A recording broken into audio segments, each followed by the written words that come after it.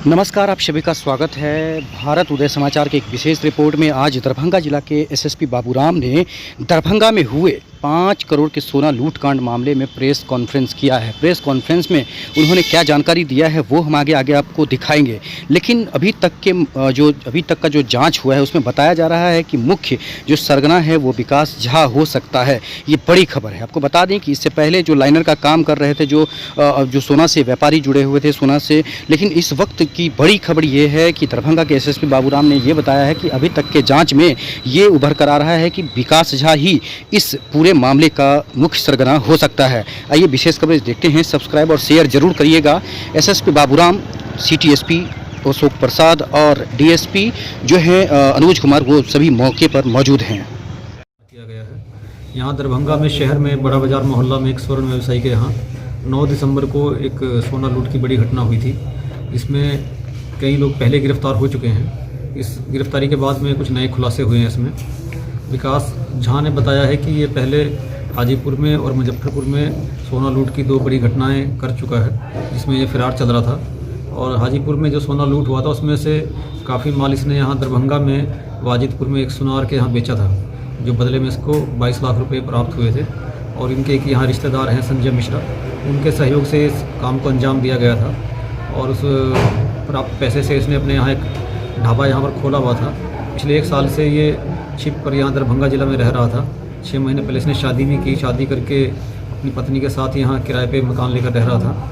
पूछताछ में इसने बताया कि 1 साल पहले इन लोगों ने यहाँ दरभंगा में मुथूट फाइनेंस में लूट करने का प्लान बनाया था, लेकिन सुरक्षा कड़ी होने के चलते वो प्लान सक्सेसफुल नहीं हुआ। तो इन लोगों ने इस विचार को त्याग दिया और उसके बाद अपने पुराने साथी भूषण सहनी और मनीष सहनी, जिनके साथ ये 2017 में वैशाली में जेल में रहा था, उनके संपर्क में आने के बाद फिर इन्होंने एक नया टारगेट अलंकार ज्वेलर्स को चुना और उसके यहाँ लूट की प्लानिंग हुई।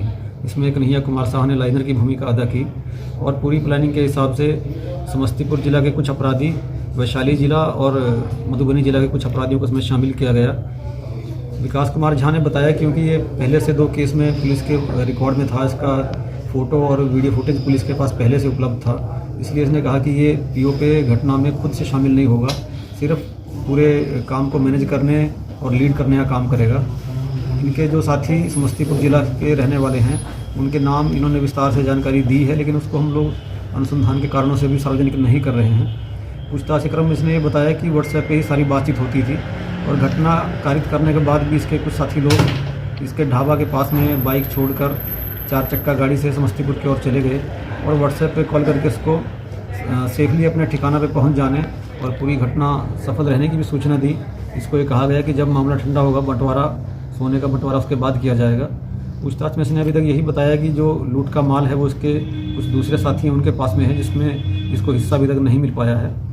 इसके आपराधिक इतिहास हम लोगों ने प्राप्त किया है। 2013 से लेकर इसका लंबा चौड़ा आपराधिक इतिहास है।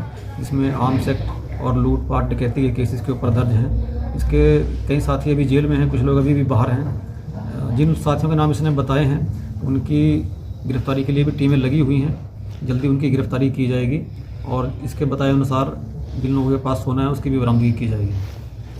अभी 2 लोग गिरफ्तारी दिखाई, कौन लोग? पूछताछ के क्रम में इसने बताया है कि इसने एक हथियार भी खरीदा था, जो उसने अपने यहाँ चूना भट्टी स्थित जो किराए का डेरा है वहाँ पर अपने भाई के यहाँ रखा हुआ है। तो इस छापामारी के क्रम में इसके भाई को भी गिरफ्तार करके घर की तलाशी ली गई, तो घर से हथियार बरामद हुआ है। इसी में इनका जो भाई है विकास कुमार झा, उनकी भी गिरफ्तारी हुई है।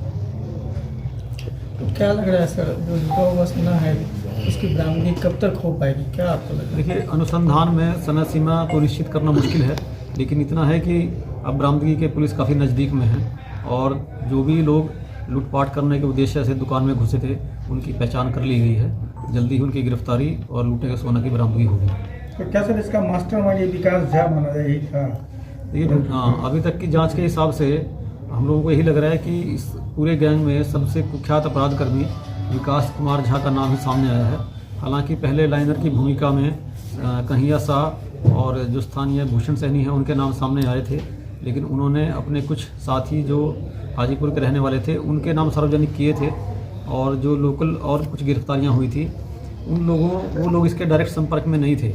अभी तक की पूछताछ से तो सामने आया है कि विकास कुमार झा, कन्हैया कुमार, भूषण सहनी और मनीष सहनी के ही यहाँ संपर्क में था।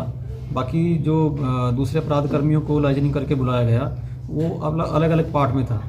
भूषण सहनी और मनीष सहनी ने हाजीपुर के अपराधियों से साठगांठ करके उनको बुलाया। विकास कुमार झा ने समस्तीपुर के अपने पुराने साथियों को बुलाया और कन्हैया कुमार के संपर्क में दिनेश यादव जो कि जयनगर मधुबनी जिला का रहने वाला है उसके द्वारा उसको बुलाया गया। इस तरह उन्होंने टीम के रूप में काम किया, लेकिन जो बाहर से जो अपराध कर्मी आए वो एक दूसरे को विस्तार से नहीं जान रहे थे। बीच की कड़ियाँ ये मेन नाम है जिन्होंने बाकी कड़ियों को जोड़ा। सर सोना भी बरामदगी हुई है। कुमार झा के ग्रामीण हैं हेमंत झा जो कि दलसिंह सराय थाना क्षेत्र के रहने वाले हैं। इन्होंने 2 किलो सोना हेमंत कुमार झा को दिया था रखने के लिए, जिसमें से हेमंत कुमार झा ने 1 किलो सोना ही इनको वापस लौटाया और 1 किलो सोना उन्होंने बेईमानी करके अपने पास रख लिया।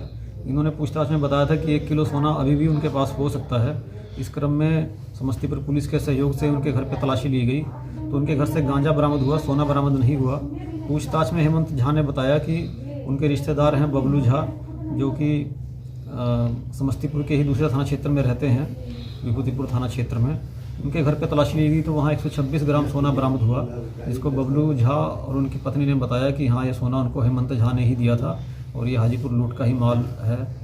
उनके घर से भी गांजा बरामद हुआ है, उनकी भी गिरफ्तार करके और उनको समस्तीपुर पुलिस को हैंडओवर किया गया है।